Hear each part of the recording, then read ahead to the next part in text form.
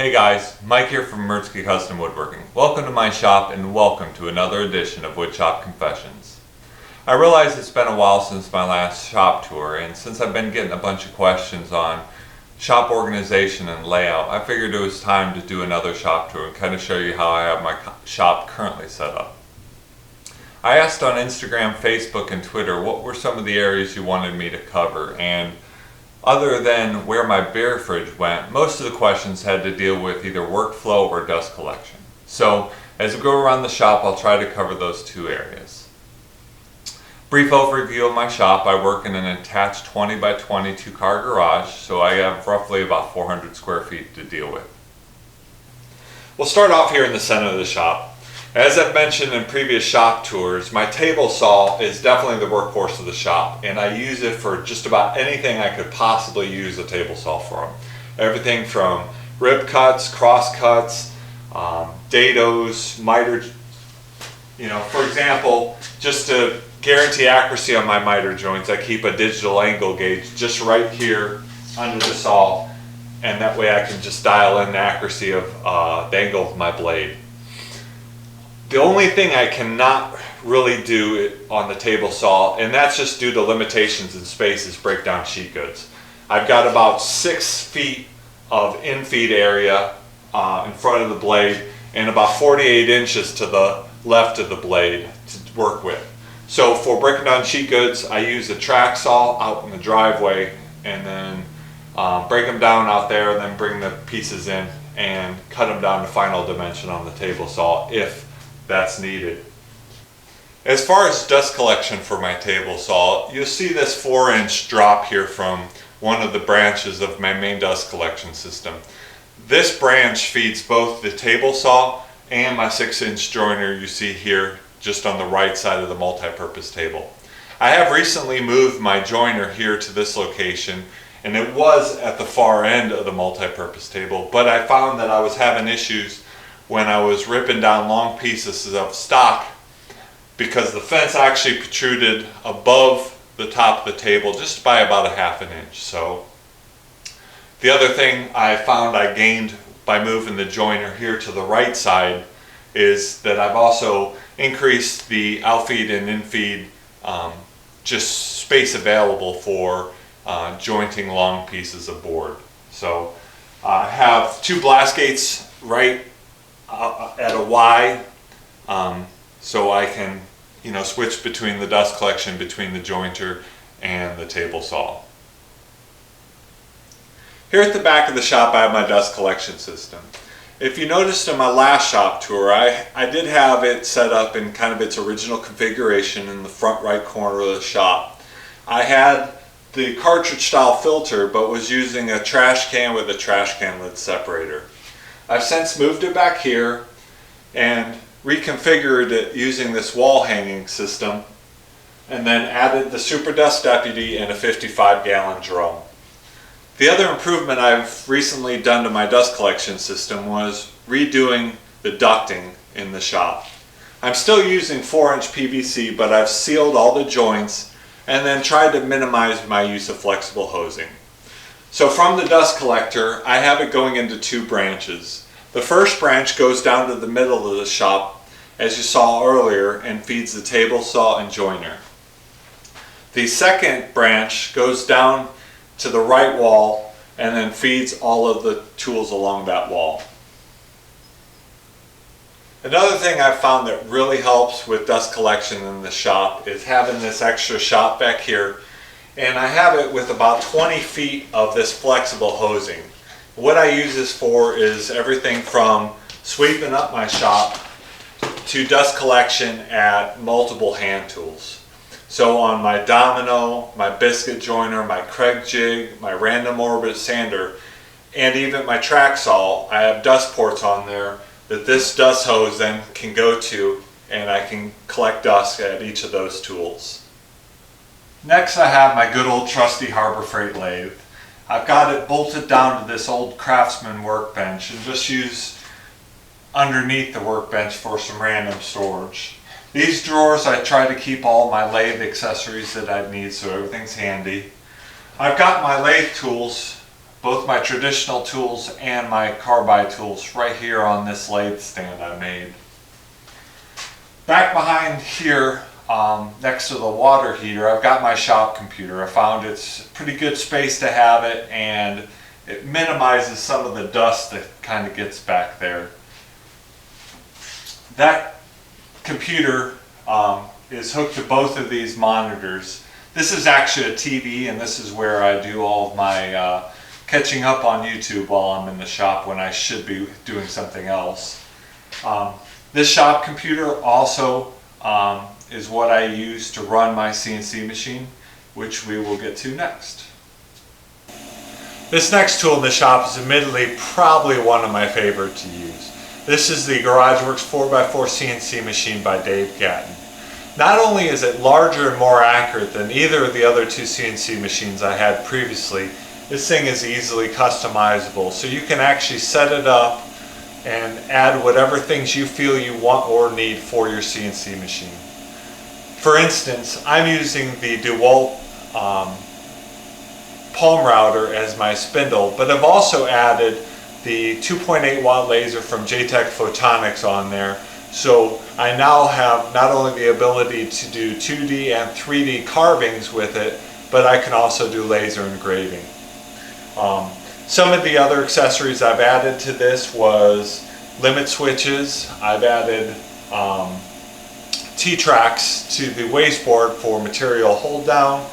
I have an enclosed dust collection system that I designed into the cabinet, which is also hooked to the relay, so when the spindle is turned on, the dust collection system also turns on. I will be adding soon a rotary fourth axis to the machine. That way I'll be able to do 3D carvings on spindles.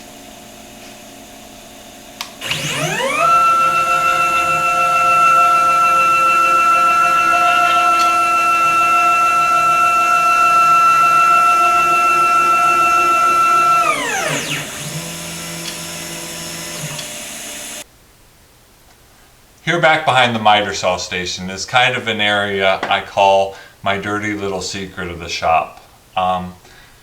As if you've seen any of my other videos, the rest of my shop I try to keep pretty organized and clean, except for back here I struggle with. Part of it, the reason is because I'm a wood hoarder and I have a hard time letting go of pieces of lumber, even though they might not necessarily be usable for any kind of projects I'm working on. The back of my miter saw station I designed to have lumber storage racks up here, and then there is an area for sheet goods storage, and then some bins here for larger cutoffs. What usually ends up happening is just a bunch of random lumber gets stacked back here. Along this left wall of the shop though, I have some more lumber racks up here on the top of the wall, and then kind of the center section of the wall I've got French cleats that run along the entire length of the wall. I use French cleats to store pretty much anything and everything I can, from jigs to some hand saws. I've even got my Worksharp 3000 on a small little tool stand here. And then about half of the wall is taken up with my assortment of different clamps. This is my miter saw workstation. I do get asked quite frequently about this, so I'll try to cover some details for you guys without hopefully boring you to death. I've got my 10-inch sliding compound miter saw here. I primarily keep it set at 90 because most of the time I use this for rough cutting lumber just to kind of manageable sizes before I go and mill it down. I do have a stop block with this T-track for when I do need to make repeatable cuts. But like I said, a lot of times I will go to my table saw with a crosscut sled if I want really dialed in crosscuts. As far as storage, I've tried to incorporate every little bit of storage possible into this thing. Up here, up top, on the right side, we have all my glues, epoxies, and some dyes. On this left shelf, I've got my extensive woodworking library, to include the Grizzly 2017 catalog. I've got some magnetic tool racks here on the left side and behind the saw for just some things like screwdrivers and files and stuff. On the right side of the saw, I've got these plastic bins, and I keep a bunch of just commonly used stuff that I might want to take right here to the workbench. Things like different sizes of dominoes and biscuits and stuff. And then also these smaller ones I use for hardware, different sizes of commonly used screws and whatnot. The lower section of the miter saw workstation is primarily for storage. I've incorporated some drawers in both of the wings here, and then also on this right side an additional set of drawers just for some miscellaneous storage.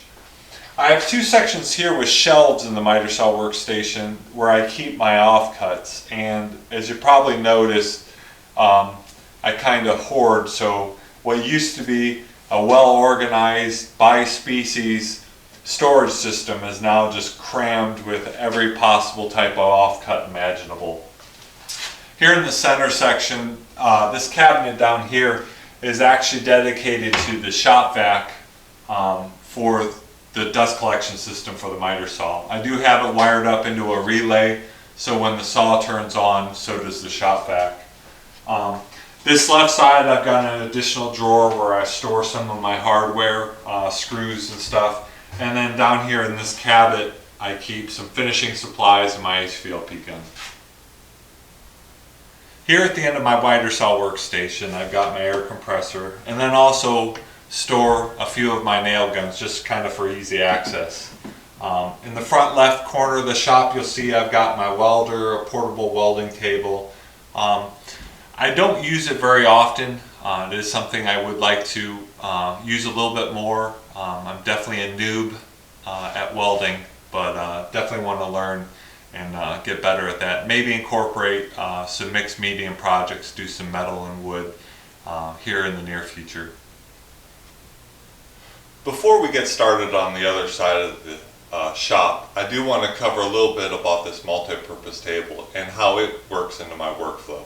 Like I said earlier, I use it as the outfeed table for my table saw, but it's also my workbench and assembly table. So because it has to serve these other roles, I've got tools and other things that I use at the table organized here. And that's what I use these drawers on this face of the table for. For example, I have all of my layout and measuring tools here. Then I also have some of the hand tools I use here at the workbench, like my number 4 smoothing plane, block plane, and chisels. I also do a lot of sanding right here at the table. So I have things like my sanding mat,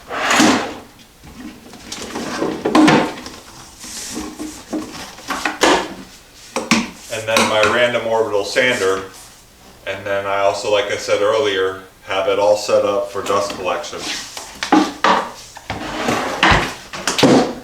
Then other things like sanding paper are here.